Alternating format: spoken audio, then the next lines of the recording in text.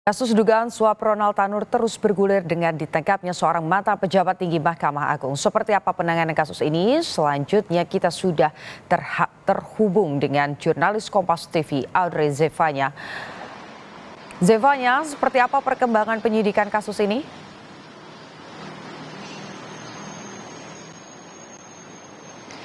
Ya, Putu dan juga saudara, saat ini tentunya dari tim penyidik Jampitsus Kejaksaan Agung RI ini masih melakukan proses penyidikan terhadap kelima tersangka yang saat ini sudah ditahan di masing-masing lokasi rutan mereka. Kita ketahui baru saja kemarin ini mantan pejabat Mahkamah Agung ZR ini baru dilakukan penangkapan dan juga penahanan. Begitu sebelumnya ada 3 hakim Pengadilan Negeri Surabaya yang juga sudah ditahan di rutan Surabaya, dan juga pengacara dari Ronald Tanur berinisial LR ini juga sudah ditahan. Dan dari kelima tersangka ini masih terus dikaji untuk info atau keterangan yang bisa mereka berikan terhadap tim penyidik untuk membantu perkembangan kasus ini, yang diharapkan dari pernyataan para tersangka ini bisa membuka titik terang baru kepada tim penyidik, baik itu apakah akan ditemukan ada alat bukti baru atau adanya kemungkinan tersangka baru yang sekiranya terlibat dalam kasus dugaan suap dan gratifikasi pada penanganan perkara Ronald Tanur ini.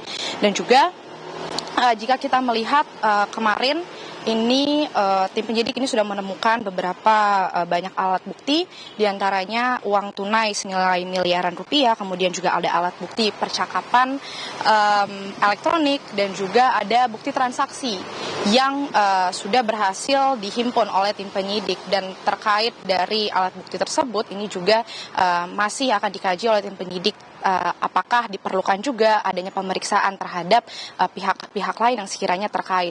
Mungkin yang masih menjadi pertanyaan di sini adalah terkait dengan sumber dana yang diberikan oleh pemberi suap, yakni pengacara LR. Apakah sumber dana ini murni uang dari pengacara LR atau diduga adanya keterlibatan dari klien pengacara LR, yakni Ronald Tanur ataupun saudaranya yang sekiranya menjadi bagian dari sumber dana juga untuk pemberi suap.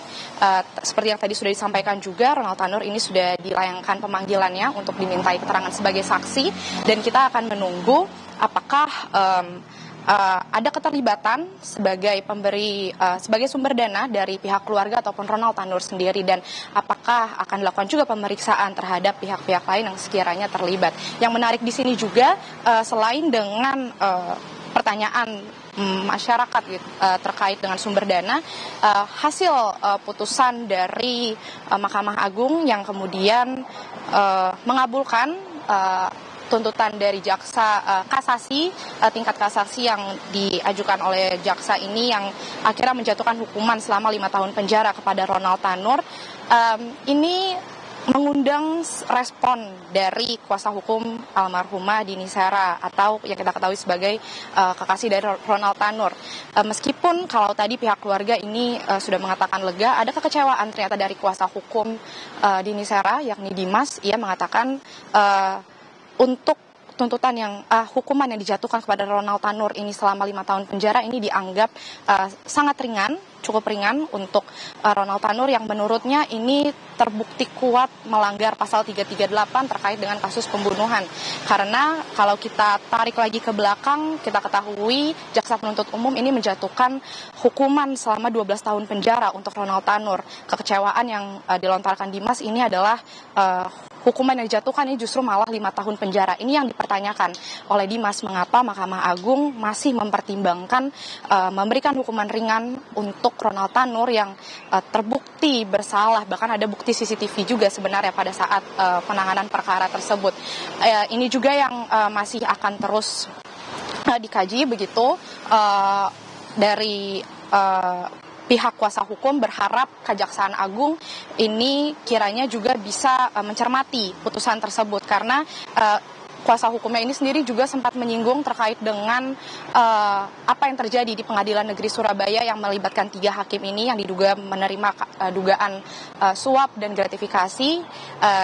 Dikatakan oleh Dimas ia berharap Kejaksaan Agung juga bisa bertindak tegas kepada Mahkamah Agung jika sekiranya bisa diteliti, ditelaah lagi apakah ada kejadian serupa atau kasus serupa yang terjadi di Mahkamah Agung. Karena kalau kita melihat juga kemarin ZR, tersangka yang merupakan mantan pejabat Mahkamah Agung, ini kita ketahui perannya sebagai perantara antara pengacara LR dengan Hakim Agung Mahkamah Agung untuk melancarkan atau memuluskan proses kasasi dari penanganan perkara Ronald Tanur. Meskipun dikatakan oleh Direktur Penyidikan Abdul Qohar, Jampitsus Kejaksaan Agung Abdul Qohar, ini dikatakan uang belum diterima begitu oleh Mahkamah Agung, tapi di sini dari pihak kuasa hukum berharap Kejaksaan Agung bisa melakukan penyidikan terhadap proses ini dengan transparan dan juga dengan seadil-adilnya. Putu. Ya, masih menelusuri sumber uang ini dilakukan oleh Kejaksaan Agung untuk mengetahui dan juga melihat lagi hasil dari penangkapan mantan pejabat MA dan juga 3 hakim yang sudah ditangkap sebelumnya. Terima kasih Audrey Zevanya melaporkan langsung dari Kejaksaan Agung Jakarta.